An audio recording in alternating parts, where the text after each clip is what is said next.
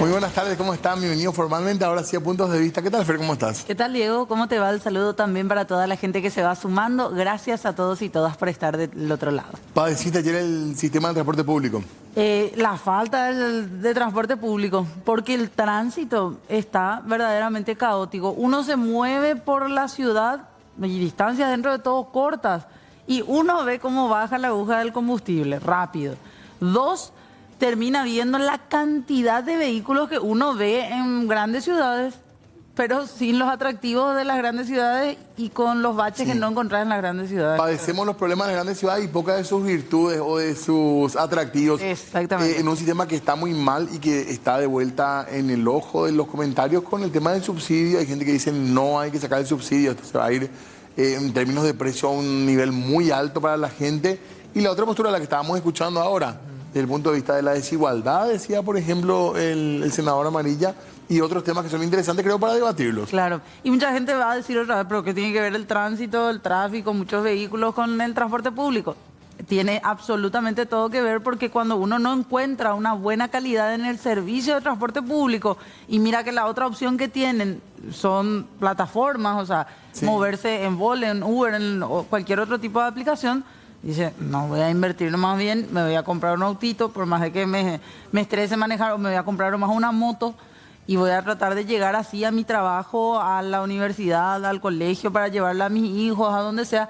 Porque la realidad es que nos empujan a tener que comprar un vehículo muchas veces o a tener que volcarnos en las aplicaciones porque no hay un buen sistema de transporte público. Así mismo, dicen que la gente que está acostumbrada a andar en auto ya les cuesta mucho que pase al sistema de transporte público. Sin embargo, escuchamos a muchos compatriotas que han migrado a ciudades de Europa, por ejemplo, y que se pasan chocho de la vida, dejan de pagar cuota de auto, dejan de pagar seguro y se mueven en transporte público, en trenes, por ejemplo, que son realmente satisfactorios y tienen un montón de ventajas. Así que es un debate súper interesante, tiene que ver con la ciudad, que en nuestro caso es bastante hostil para la gente que tiene que salir a manejar o a andar por las calles todos los días. Así es. Y ya, como escuchaban, el senador líder Amarilla está proponiendo eliminar, a través de un proyecto ya formal presentado por él, eliminar el subsidio al transporte público. Dice, no hay por qué todo el Estado, todo un Estado paraguayo tiene que subsidiar un servicio que va solamente para quienes se mueven en el área metropolitana. Exactamente, se olvidan de la gente del interior, decía, y también se olvidan de otros empresarios que por ahí le va mal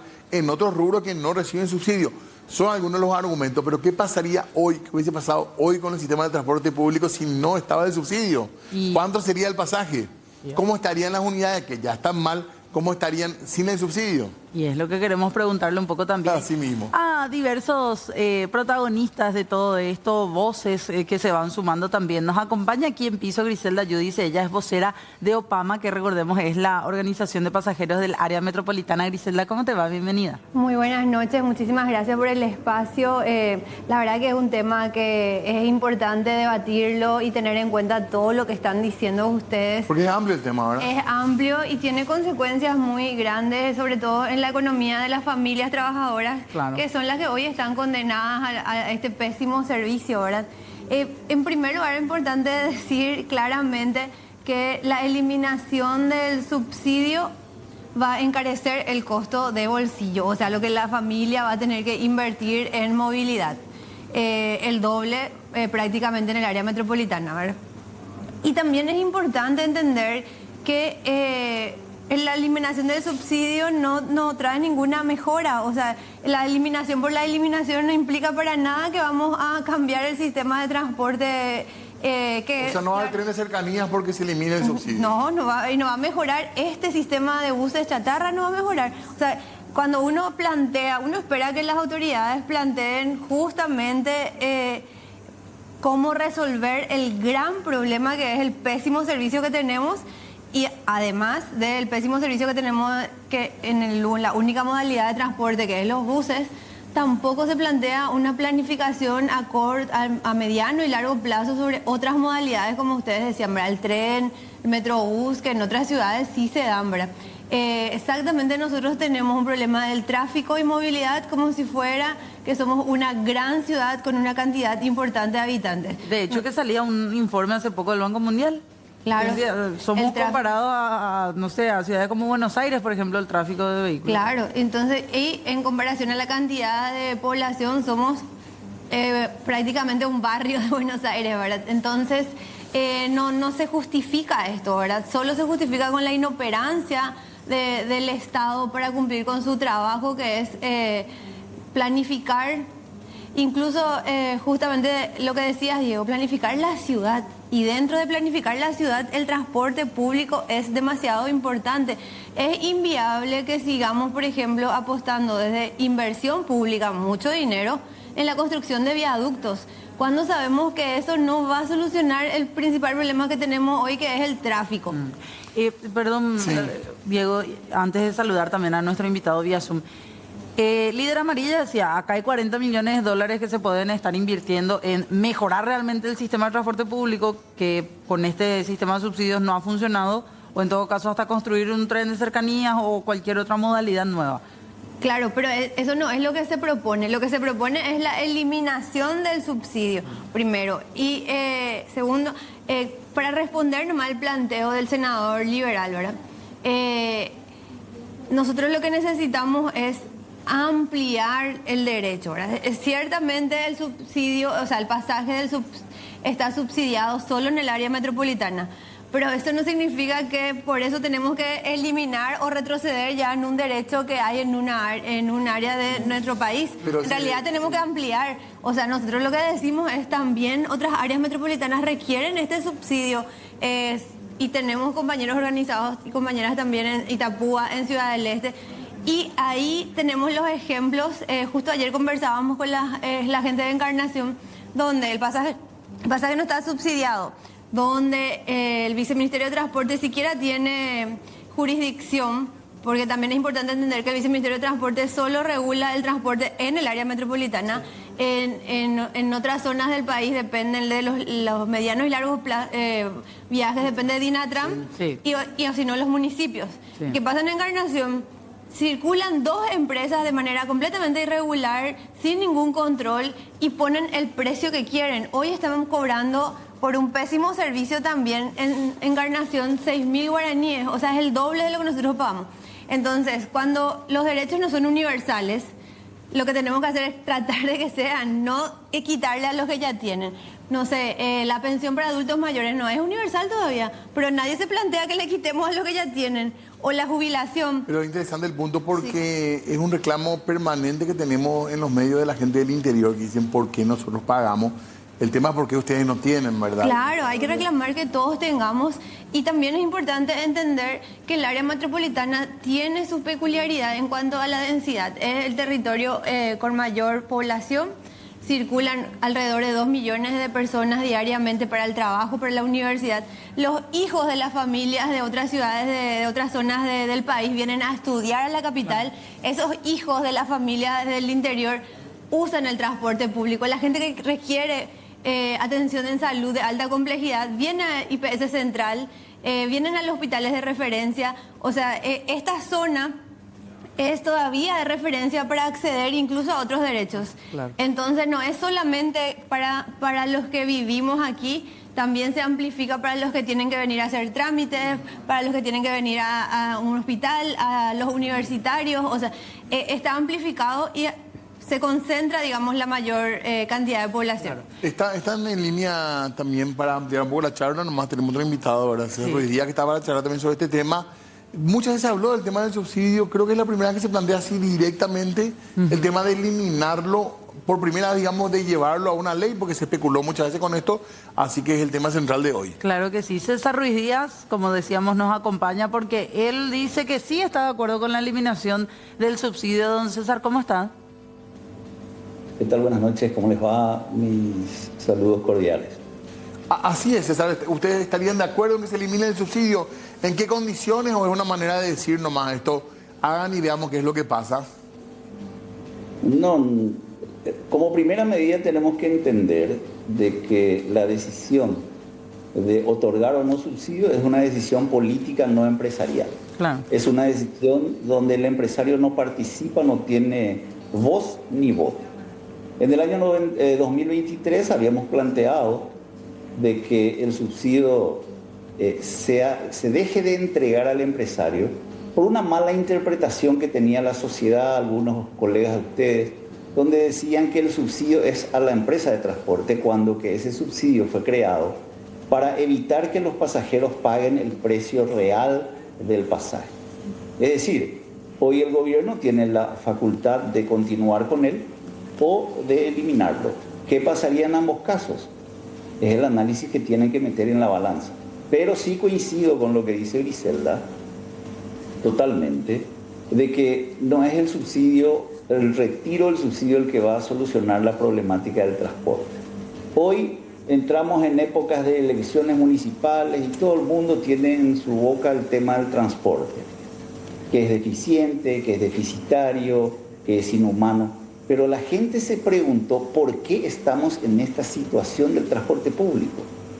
Porque no existe un plan maestro de transporte, no existe un criterio de racionalización, crecimiento y sostenibilidad de la prestación del servicio, no existe la dignificación en el viajar cotidiano. ¿Por qué? Porque no tenemos una institución que tenga la capacidad de llevar adelante una reforma del transporte.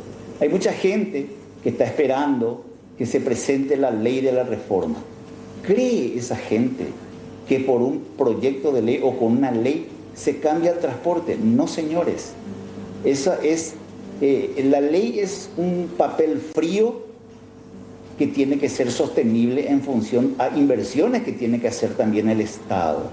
Donde hoy estamos ausentes en los carriles exclusivos, semaforización inteligente, paradas cada 500 metros que sean dignas para albergar a los pasajeros. Esas son las medidas de alto impacto y de ejecución inmediata que se hubiesen hecho hace años. Se inició un carril exclusivo en la Transchaco, hoy es letra muerta porque nadie controla. Ahí tenés motochorro, motocarro, cualquier camión con luz de estacionamiento estacionado.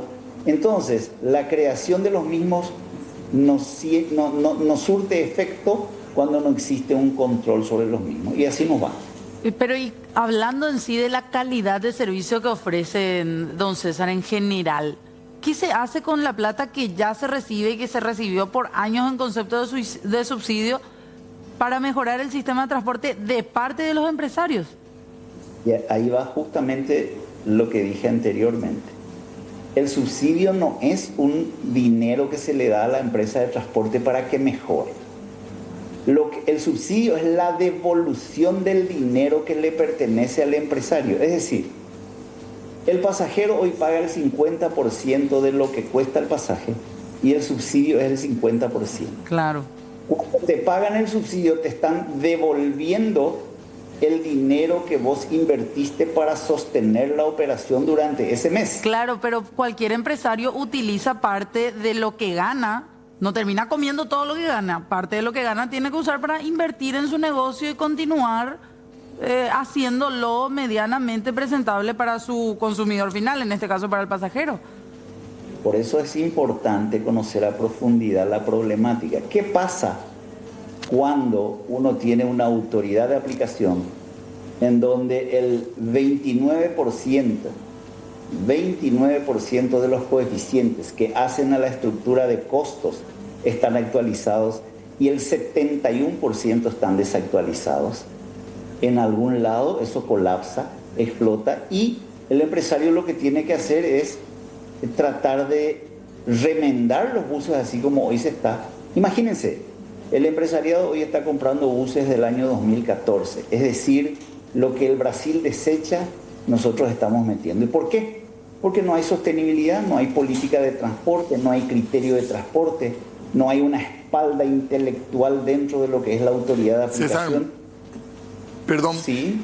Había un proyecto de ley que el Ejecutivo, bueno, lo charlamos muchas veces, se estaba hablando de eso, ahora surge este proyecto de eliminar el subsidio. ¿Contradice un poco lo que se estaba armando o no interfiere, digamos, lo que decían desde el gobierno iba a ser el cambio en el sistema de transporte público? No, yo no creo que interfiera porque ellos dentro de lo que es su pensamiento de proyecto de ley hablan de la creación de un fideicomiso, que suena muy lindo, pero para crear un fideicomiso yo tengo que hacer la constitución de un patrimonio neto. ¿Cuáles son los componentes de ese? Perdón, no es patrimonio neto, patrimonio autónomo. ¿Cuáles son los elementos de ese patrimonio autónomo? ¿De dónde van a salir los recursos? Si hoy el problema es ese, hoy el problema es el presupuesto y es por ello que nosotros siempre le decimos, díganos qué presupuesto tienen y le diremos qué nivel de servicio van a poder obtener. Repito hasta el cansancio, hoy el sistema de transporte público es la consecuencia total y absoluta de las decisiones que nacen desde la autoridad de aplicación. ¿Y del empresariado cuál es la responsabilidad, César? Y el empresariado brinda el servicio por el cual se le paga. Esa es su responsabilidad, y aquellos que no pudieron sostener se retiraron bajo el rótulo de quiebra, que son ya unas 20 empresas. ¿Y esa es la Creo que tendencia? responsabilidad compartida, donde también hubieron empresarios que no hicieron el esfuerzo y se tuvieron que retirar, ¿verdad? Griselda, vos tenías algo para... Sí, como decían, vamos a tratar de concentrarnos en el subsidio, porque bueno, en realidad el señor César Ruiz Díaz abarcó bastante, ¿verdad? Pero en sí el subsidio primero hay que aclarar que cubre el costo operativo. Ciertamente lo que subsidia es el pasaje, ¿verdad? La pagamos la mitad nosotros y la mitad se subsidia. Pero la tarifa técnica tiene en cuenta ciertos criterios de mantenimiento del bus, que es parte de la empresa privada.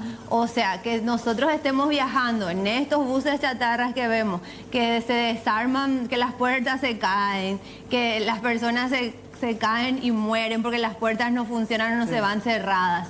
Que el aire te chorrea, que no da abasto, que viajamos en asientos rotos, en buses sucios. O que se descompone y te deja ahí. Y te deja ahí. Eso sí tiene que cubrir la tarifa técnica. Y el señor César Ruiz Díaz sabe que se calcula el combustible, el cambio de cubierta, que funcione el aire, la inspección técnica. O sea, tienen que pasar supuestamente la inspección técnica. ¿Cómo estos buses pasan la inspección técnica? Pero o sea, hay algunos criterios desajustados o desactualizados. eso dicen ellos. Nosotros hemos pedido muchísimo desde que inició este gobierno participar de la mesa técnica donde se discute justamente la tarifa. Pero yo me baso en la tarifa que está en vigencia, que se negocia únicamente en una mesa donde está el Estado y los empresarios. Jamás nos dejaron participar a los pasajeros. Ahora, yo dudo bastante de que los empresarios no tengan el suficiente poder para negociar esto de manera adecuada. Me permito dudar. Y primero eso, entonces la tarifa técnica sí cubre que los buses no sean, no nos obliguen a viajar en esta calidad de buses, en este pésimo servicio, ¿verdad? Ahora, es muy cierto que necesitamos mayor inversión, contrario a eliminar el subsidio. Lo que realmente necesitamos es que el Estado invierta en un servicio que es imprescindible para el desarrollo de la sociedad y no se invierte. Y es importante lo que decía el señor César Ruiz Díaz con respecto al presupuesto. Si uno mira los últimos 5 años del presupuesto del Viceministerio de Transporte, solamente vamos a ver 3 rubros. Subsidio, el pago de honorarios a los funcionarios, y un rubro que dice de inversión, que es bajísimo, que nunca se ejecutó en estos 5 años. Entonces, ni siquiera lo poco que tienen para inversión ejecutan. Después todo es subsidio y pago honorario. Entonces, claramente a este gobierno y a los anteriores, porque por lo menos miramos 5 años atrás, no le interesa atender su trabajo respecto al sistema de transporte. Es una solución lo que decía César Ruiz Díaz, Griselda, y lo que propone el propio proyectista de esta iniciativa, de trasladar el subsidio al usuario. Bueno, es el juego de palabras, y la verdad que, claro, te agradezco que hagas esta pregunta, porque es muy importante. El subsidio es al pasajero, y esa modalidad, pero la modalidad que tenemos hoy tiene criterios para que el empresario cobre. Hay mecanismos de control para que el empresario... no cobran también. Y que no cobran porque no cumplen ninguna de estas exigencias. ¿Y qué es lo que...? ¿Por qué los empresarios están de acuerdo con eliminar? Porque se liberan de esa exigencia. Porque si nosotros ponemos en la tarjeta del pasajero válidas, directamente se va el subsidio inmediatamente. El pago completo.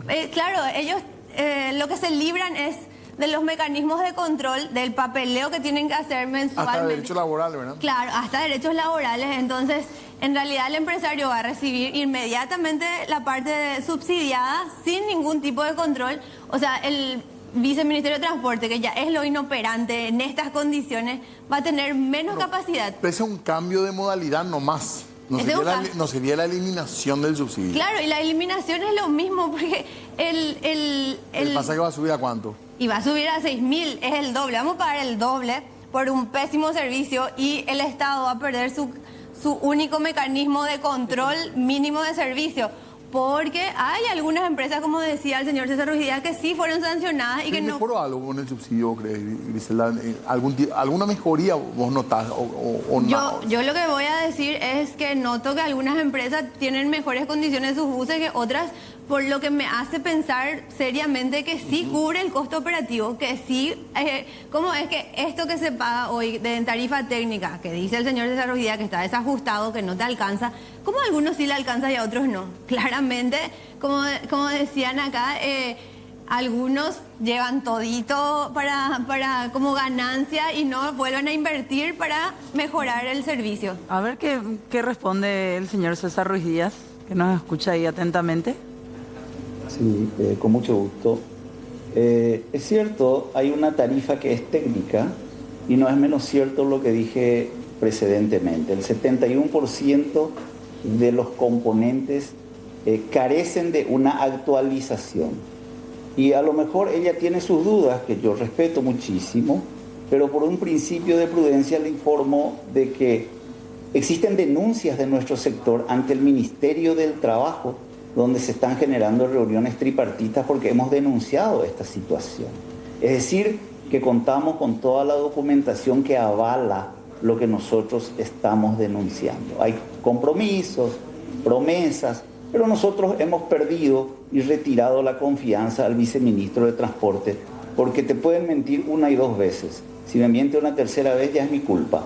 Entonces, en ese sentido le aseguro o les aseguro que existe ese 71% de coeficientes no actualizados. El juego de palabras que se habla, eliminar el subsidio o trasladar a la economía del pasajero, era simplemente para que se dejen de culpar de que el subsidio es el responsable de la variación del pasaje y que se les regala al empresario, porque ese subsidio es al pasajero. Ahora, viene otra arista, porque esto tiene varias aristas. A la eliminación del subsidio le corresponde la nulidad de control a las empresas de transporte.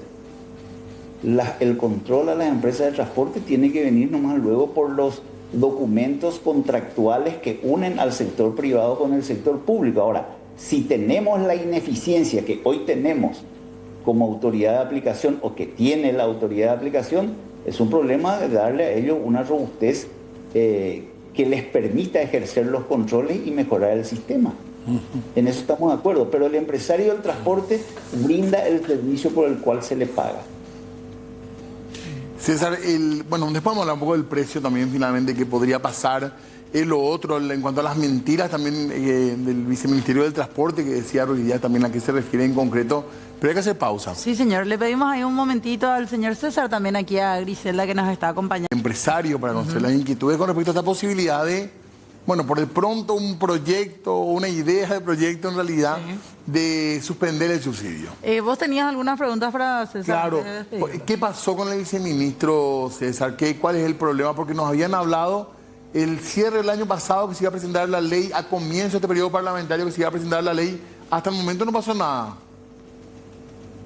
Y desconocemos, la última noticia que tuvimos al respecto fue que se presentaría en mayo.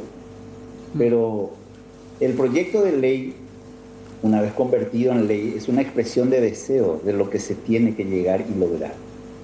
Para modificar el transporte público se necesitan acciones que se puedan ver a corto e inmediato, ni siquiera mediano, a inmediato plazo.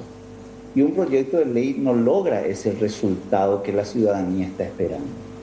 Pero en fin, lo que podemos opinar es de que ellos han socializado su ley, nosotros la leímos, la analizamos y bajo el diagrama de lectura, comprensión y propuestas hemos remitido lo que nosotros consideramos prudente y pertinente, a lo cual recibimos la respuesta de que está a consideración de la asesoría jurídica de ellos. Entonces, nada puede ser sostenible en materia de proyecto de ley de la prestación de un servicio tan imprescindible cuando se realiza entre cuatro paredes y no están participando todos los sectores involucrados. Porque ellos habían dicho que sí, que se consensuó, que se publicó el anteproyecto para que la gente pueda leer, para que se debatió, para que todos puedan ser parte y aportar. ¿Recibieron ustedes la posibilidad o tuvieron la posibilidad de hacer algún tipo de aporte a ese anteproyecto, don César? Y es lo que le digo, nosotros lo leímos, había un plazo para presentar las propuestas, objeciones, criterios, pensamientos, lo hicimos por escrito y como respuesta a eso recibimos de que gracias por la respuesta está a consideración de nuestra asesoría jurídica. No te dicen ni que sí ni que no. Y acá nos dice Griselda lo mismo, ¿verdad? Que desde Opama la misma respuesta. Pero es la verdad. No puede decir lo contrario, yo no puedo decir lo contrario, porque ella y nosotros vivimos la misma circunstancia. César, ¿ustedes están recibiendo el pago puntualmente, digamos? Bueno, ahora tienen que pagar seguramente la próxima semana lo que corresponde a la operación prestada en el mes de abril. Es decir, un mes de atraso, porque es por servicio prestado, se puede considerar que están al día. Antes de cerrar con usted, señor César, acá hablábamos antes durante la pausa, digo bien, ¿hay posibilidad de hacer algún cambio dentro del subsidio y que en sí se pague subsidio por los kilómetros recorridos, no por la cantidad de pasajeros, cree usted? Sería fantástico. Yo te hago una analogía. Si vos tenés tu automóvil y circulás 50 kilómetros, es un costo. Sí. Costo X. Si haces 100 kilómetros es XY. Entonces, el transporte es la misma cosa. Tiene que ser remunerado por kilometraje recorrido porque sus costos son por kilómetro. Hoy se paga por pasajero transportado. Entonces hay una puja. Acá lo que tenemos que brindar es mayor servicio. Entonces se tiene que remunerar a razón de kilometraje recorrido, así como ya lo están haciendo en el servicio de búho. Sí. El servicio búho, por ejemplo, se paga por kilometraje recorrido y de todas las validaciones que se sucedan dentro del ómnibus, el 30% es para la empresa de transporte y el 70% queda para el viceministerio de transporte. Ese es un modelo que hay que replicar y que según ellos es altamente efectivo, entonces hay que tratar de llevarlo a la práctica. Para ustedes también, César, búho. Para todos, para todo el sistema.